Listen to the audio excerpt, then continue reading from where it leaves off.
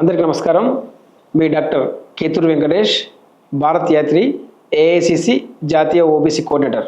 ఈరోజు భారతదేశంలో ఎంతో చారిత్రాత్మక దినంగా చెప్పుకోవడం జరుగుతుంది. ఎందుకంటే ఈరోజు బీసీల కోసం తెలంగాణ ప్రజాప్రభుత్వం 42% రిజర్వేషన్ బిల్లు సభలో ప్రవేశపెట్టడం జరిగింది. అందుగాను సభ మొత్తం ఏకగ్రీవంగా ఆమోదం తెలిపినందుకు అందరికీ ఓబీసీ ఏఐసిసి నుంచి ప్రత్యేక కృతజ్ఞతలు తెలియజేస్తున్నాను.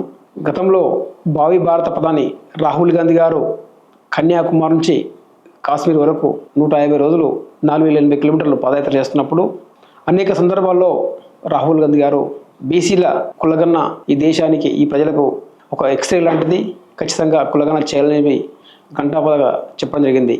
అందులో భాగంగానే ఈరోజు కాంగ్రెస్ ప్రభుత్వం గత మేనిఫెస్టోలో చెప్పిన ప్రకారంగా, కామారెడ్డి డిక్లరేషన్ ప్రకారంగా సామాజిక, ఆర్థిక, విద్య, ఉద్యోగ, రాజకీయ అవకాశాల కోసం బీసీలకు 42% రిజర్వేషన్ ఇస్తామని చెప్పడం జరిగింది. ఆ ఇచ్చిన మాట ప్రకారంగా ఈరోజు స్థానిక సంస్థల్లో 42% బీసీల కోసం రిజర్వేషన్ అసెంబ్లీలో ఆమోద ముద్ర తెలపడం జరిగింది.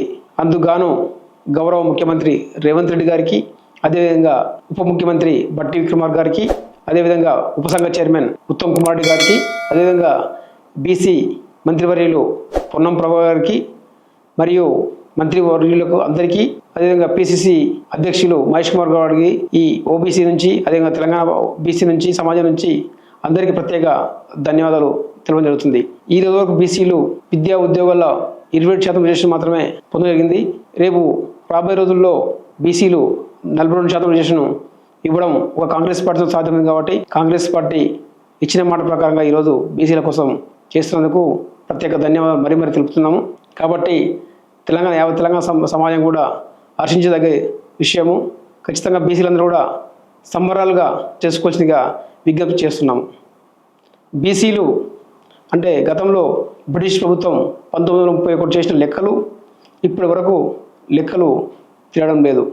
అంటే బీసీలు లెక్కలు తెలిస్తే వాళ్ళ ఆర్థిక స్థితిగతులు, వాళ్ళ సమానత్వ అవకాశాలు కల్పిస్తారు. కాబట్టి బీసీ లెక్కలు తెలంగాణ ప్రభుత్వం ఈరోజు చేయడం జరిగింది.